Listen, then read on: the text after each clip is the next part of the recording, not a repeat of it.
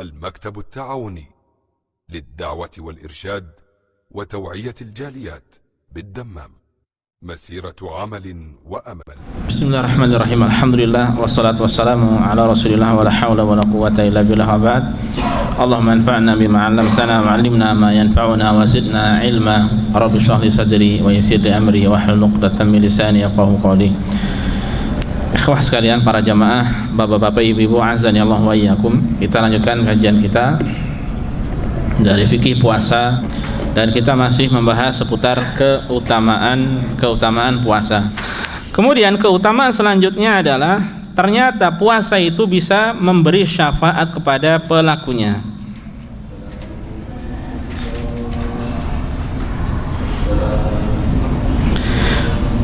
Puasa dan Al-Quran, antum tulis Al-Quran, bisa memberi syafaat bagi orang yang melakukannya pada hari kiamat.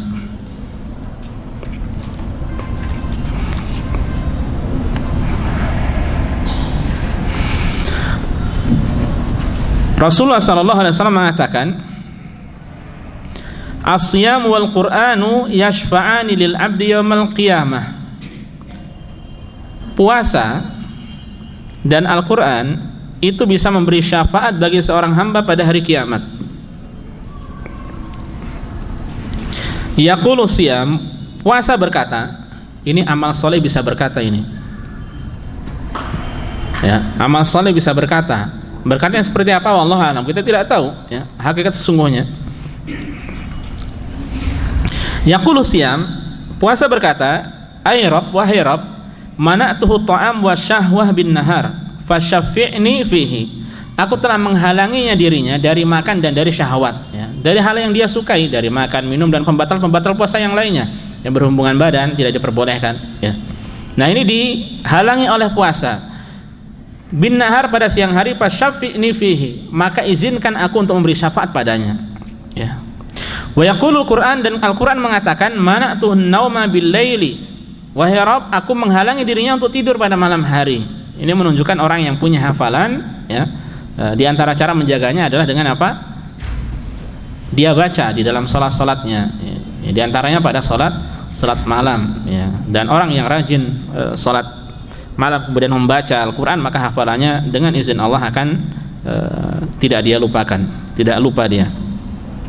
Fasyafi'ni fihi, maka izinkan aku untuk memberi manfaat darinya, memberi syafaat baginya. Qala, kemudian Rasulullah mengatakan, fayashfa'an, hingga akhirnya Allah izinkan puasa dan Al-Quran untuk memberi syafaat ya. Yang menjadi pertanyaan, syafaat puasa dalam bentuk apa? Syafaat Al-Quran dalam bentuk apa? Ada yang tahu?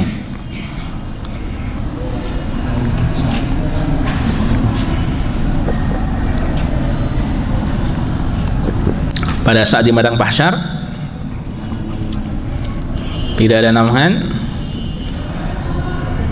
kecuali naungan dari Allah Subhanahu wa taala ya. Bukan itu.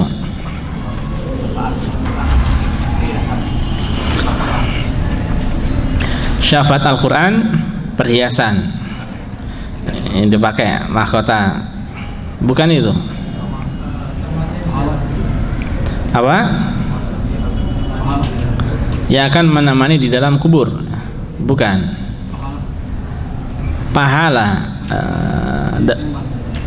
pahala dalam bentuk apa? Timbang, ketika ditimbang, bukan itu ya. Antum bisa ambil atau bisa ketahui dari hadis-hadis yang lainnya. Wallahu ta'ala alam. Pahala puasa itu dalam bentuk pengampunan dosa. Saya ulangi, syafaat puasa dalam bentuk pengampunan dosa. Adapun syafaat Al-Quran dalam bentuk pengangkatan derajat, akan diangkat derajatnya ya.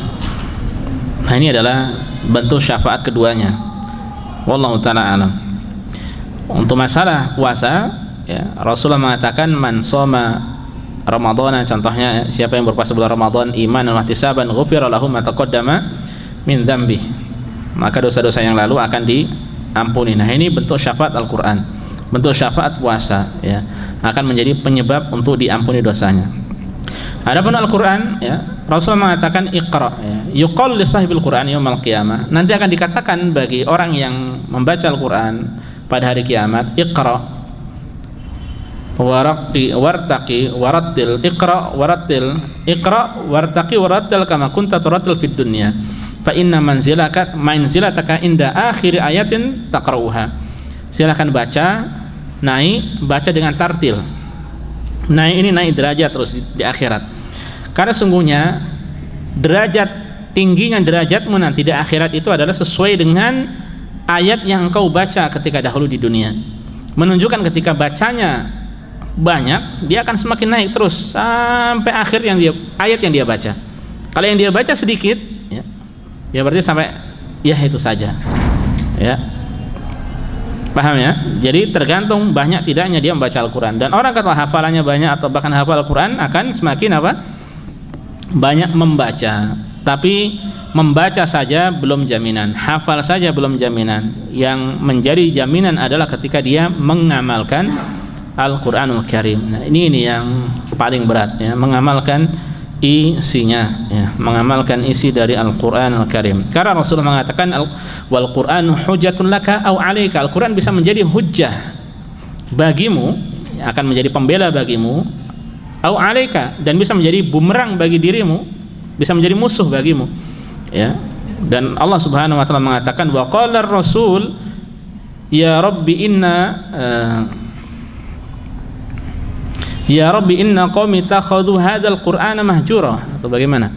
Wahai Rabb, dan Rasul berkata, wahai Rabb, sungguhnya kaumku itu menjadikan Al-Quran sebagai acuh tak acuh, tidak dipedulikan. Ya, dan ulama mengatakan di antara Ibnu Katsir, barang siapa yang membaca Al-Quran tapi tidak dipelajari, maka dia telah mengacuhkan Al-Quran. Siapa yang membaca, dipelajari tapi tidak ditadabburi, maka dia telah mengacuhkan Al-Quran, tidak peduli. Barang siapa yang membaca, mentadabburi tapi tidak diamalkan, ya, maka dia pun telah acuh terhadap Al-Quran, kurang perhatian dengan Al-Quran. Jadi hingga sampai benar-benar diamalkan. Ini yang kita terus berusaha untuk pelan-pelan mendalami dan berusaha untuk mengamalkan isi dari Al-Quran.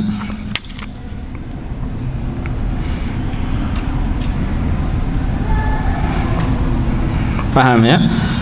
Wallahu a'lam, ya. Kalau kita lihat dari hadis-hadis yang ada, maka itu bentuk syafaat Al-Quran dan puasa, ya. Oleh karena itu ikhwan sekalian, para jamaah rahimani Allah wa iyyakum, terus kita membaca Al-Quran, kita berusaha untuk mempelajarinya, karena semakin banyak membaca, biidznillah akan semakin tinggi derajat seorang di surga, ya.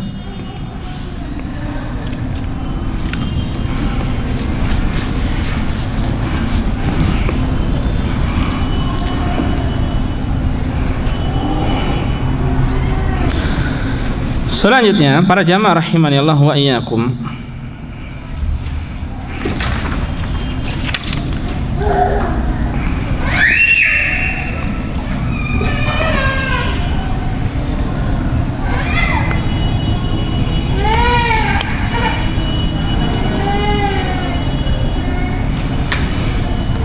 di antara faidah dari puasa, ya, di antara keutamaan puasa itu bisa mengikis atau menghilangkan iri dengki di dalam hati, ya. Iri dengki bisa dihapuskan dengan puasa,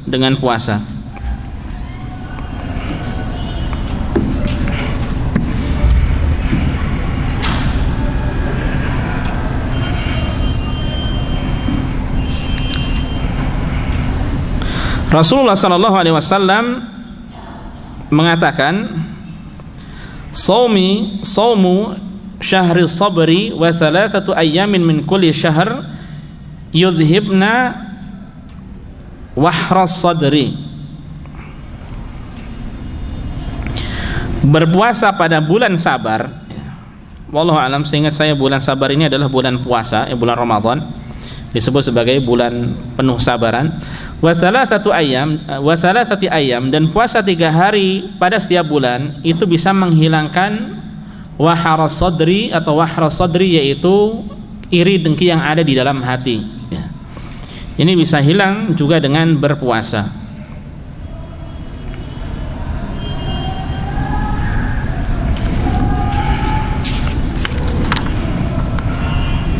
Puasa apa tadi? Puasa di bulan Ramadan dan 3 hari setiap bulannya. Kalau orang berpuasa 3 hari di bulan Ramadan plus setiap bulan 3 hari juga, saya ulangi. Kalau seorang berpuasa full di bulan Ramadan, ya, kemudian 3 hari setiap bulannya, maka dia seperti puasa apa? Setahun penuh, ya, setahun penuh. Karena untuk satu apa? Bahkan kalau dihitung itu lebih, ya. Untuk 1 bulan ini dikali 10 berarti berapa? 10 bulan. Sementara setiap harinya dia setiap bulannya 3 kali 3 hari berarti itu nanti 11 bulan, ya. 11 bulan. Dan sekedar faedah, ada istilah ayyamul bid, puasa ayyamul bid ini pada tanggal berapa? 13, 14, 15. Dan ada juga puasa 3 hari setiap bulannya, kapan saja tidak mengapa. Ya, ada riwayat yang ditakyin, ditentukan Senin, Kamis, Senin, ya. Senin, Kamis, Senin, ya. Atau mungkin 3 hari kapan saja pun tidak mengapa, ya. Senin, Kamis, Senin itu masih di awal dari bulan setiap bulannya. Tayyib.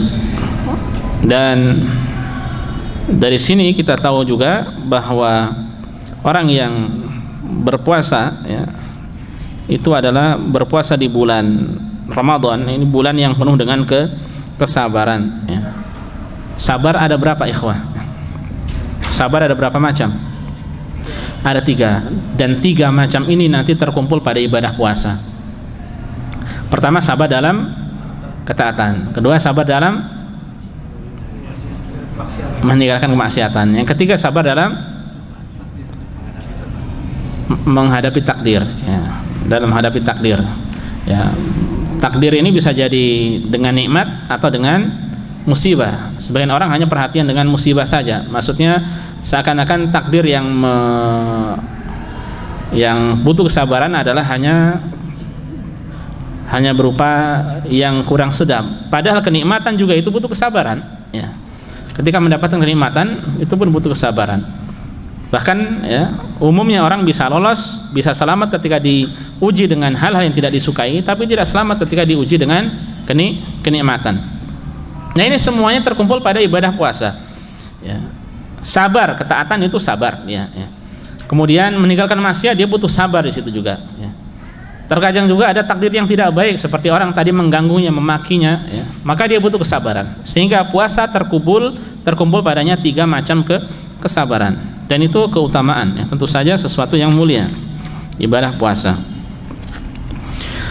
Kemudian ikhwas sekalian, para jamaah rahimani Allah wa iyyakum, di antara keutamaan dari puasa, ya, di antara keutamaan dari puasa, bahwa puasa itu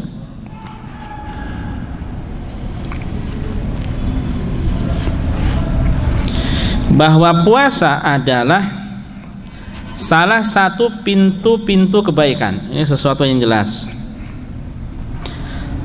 Puasa adalah salah satu dari pintu-pintu kebaikan, dan secara khusus ini yang disebutkan oleh Rasulullah SAW. Saya baca hadisnya. Rasulullah SAW pernah berkata kepada Mu'ad bin Jabal radhiyallahu ta'ala anhu, ya, Rasulullah mengatakan padanya, ala aduluka ala abwabil khair. Wahai Mu'ad, maukah engkau aku tunjukkan kepada pintu-pintu kebaikan? Pintu-pintu kebaikan kan banyak, tapi Rasulullah SAW hanya menyebutkan beberapa. Pertama, as-shaumu junnah, puasa, dan puasa itu adalah apa? Perisai.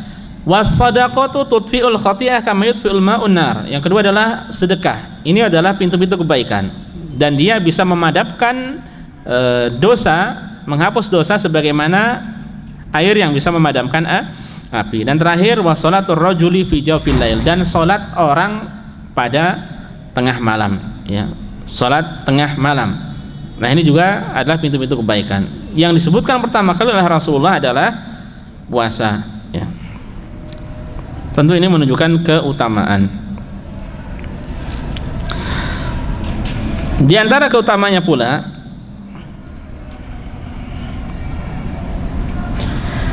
bahwa orang yang meninggal dunia dalam keadaan berpuasa, maka dia dijamin masuk surga. Orang yang meninggal dunia dalam keadaan berpuasa, maka dia dijamin masuk surga.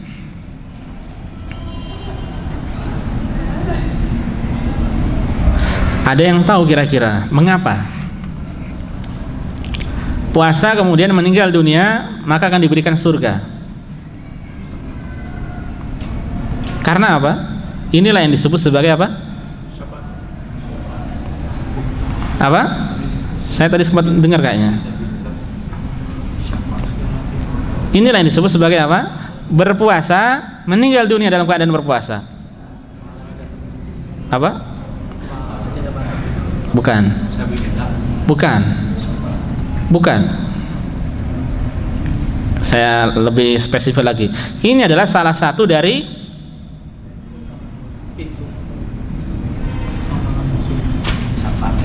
bukan.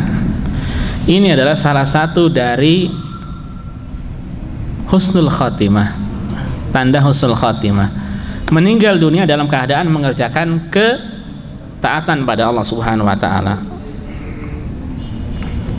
Dan ada hadis khusus berkaitan dengan masalah itu. Rasulullah menyebutkan ya beberapa hal, diantaranya wa man shoma yauman ibtigha'a wajhillah khutima lahu biha dakhalal jannah. Siapa yang berpuasa satu hari dia mengharap wajah Allah, ikhlas karenanya, kemudian ditutup umurnya dengan puasa tersebut, ya dakhalal jannah, masuk surga. Karena dia meninggal dunia dalam keadaan melaksanakan ketaatan, dan ini yang disebut sebagai husnul khatimah. Di dalam sebuah hadis Rasulullah mengatakan mautul mu'min bi araqil jabin. Matinya seorang mukmin itu dengan mengeluarkan keringat di dahinya. Ya. Dengan mengeluarkan keringat di dahinya. Ini salah satu tanda husnul khatimah. Sebagian ulama menjelaskan yang dimaksud mengapa dia sampai mengeluarkan keringat, ya, ini bukan berarti ketika meninggal kemudian secara zahirnya keluar keringat, ya. Mereka menjelaskan, ya, Syekh Muhammad bin Shalih Al-Utsaimin mengatakan ini maksudnya adalah bahwa dia meninggal dunia dalam keadaan melaksanakan ketaatan, ya. Ya, sehingga sampai apa? Berkeringat itu. Ya. Dan mukmin ketika meninggal seperti itu jelas ini adalah sebagai tanda husnul khatimah, ya. Jadi amalan apa saja bersifat umum. Mau ketika mungkin sedekah, ketika mau sedekah kemudian meninggal dunia, berpuasa meninggal dunia, jihad meninggal dunia, apa saja amalan-amalan yang baik, ya, sholat meninggal dunia, ya, amalan-amalan yang baik. Yang jelas secara umum bahwa siapa saja yang mengerjakan amal saleh kemudian meninggal dunia, maka itu disebut sebagai husnul khatimah.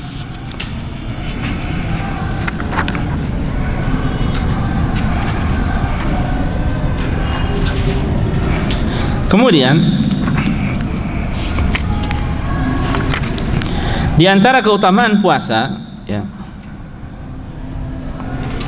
bahwa orang yang berpuasa akan disiapkan, ya, Allah akan mempersiapkan bagi orang yang berpuasa kamar-kamar di surga, ya. Kamar-kamar khusus di surga. Jadi ada kamar spesial bagi orang yang diantaranya rajin berpuasa, di Allah siapkan di surga.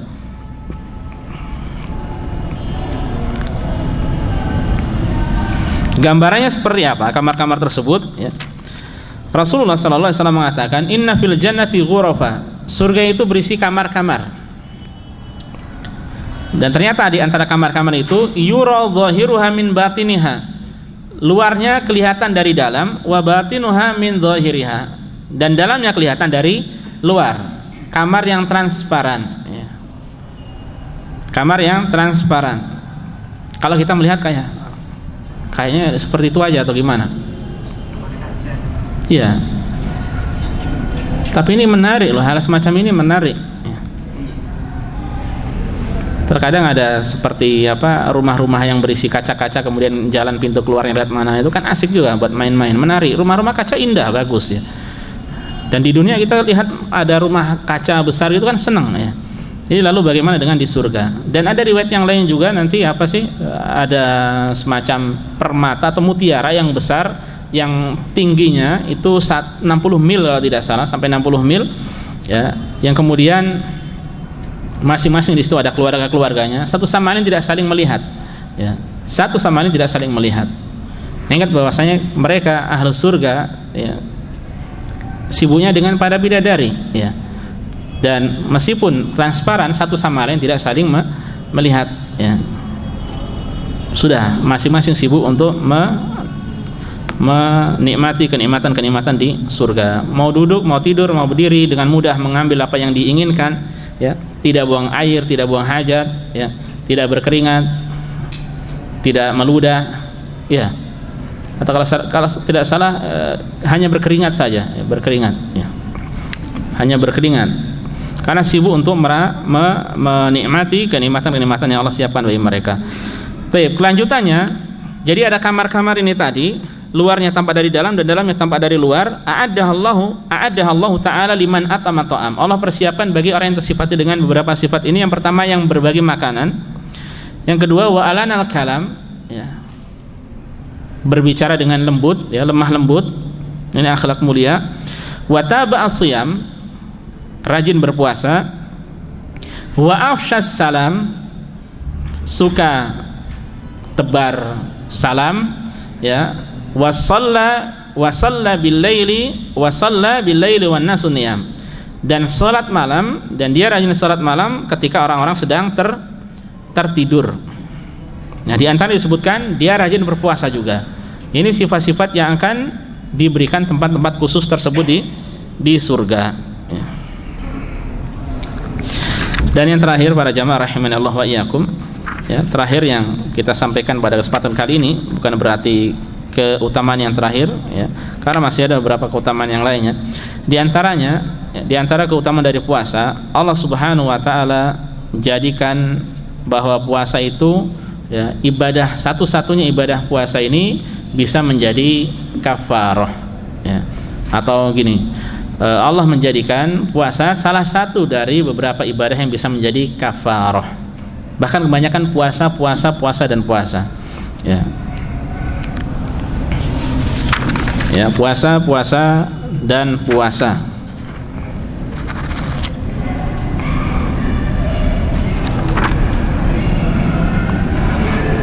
Dengan beberapa, tentu saja beberapa ibadah yang lainnya, tapi kebanyakan adalah puasa. Di antaranya apa? Orang yang mungkin kepalanya dia gatal, ya, harus dicukur sementara dia dalam keadaan ihram. Boleh tidak cukur dalam keadaan ihram? Tidak boleh, ya. Maka dia boleh ketika ada alasan, ya, mungkin gatal, tidak bisa ditinggalkan kecuali cukur, dia boleh cukur rambutnya, tapi dia tidak berdosa, tapi harus membayar kafarah, ya. Dan kafarahnya illa min siyamin aw shadaqatin aw nusuk, puasa, sedekah atau menyembelih, ya. Kemudian juga tadi seperti sudah kita sampaikan, orang yang haji tamattu atau qiran tidak memiliki harta untuk membeli hadyu, ya, maka dia harus berpuasa, yang disebut sebagai puasa kafarah juga, 3 hari di sana dan 7 hari ketika sudah sampai tempat tinggalnya, ya. Kemudian juga seperti orang yang bersumpah dan melanggar sumpahnya, ya, bersumpah dan melanggar sumpahnya, maka kafarahnya dengan apa? Di antaranya adalah dengan puasa. Sebagaimana juga tadi sudah kita sampaikan, orang yang berhubungan badan di bulan Ramadan, ya, dengan sengaja, ya, dia tidak lupa kalau dia dalam keadaan berpuasa, maka dia pun diantara kafarahnya adalah dengan berpuasa sebanyak 2 bulan berturut-turut. Nah, ini ikhwas sekalian para jamaah rahimani Allah wa iyyakum, beberapa keutamaan puasa, ya, yang bisa kita sampaikan, dan lumayan panjang lebar kita membahasnya. Semoga bermanfaat bagi kita semuanya. Ini saja ikhwas sekalian yang bisa disampaikan, semoga bermanfaat. Wallahu taala alam. Wassallallahu ala nabiyyina Muhammad.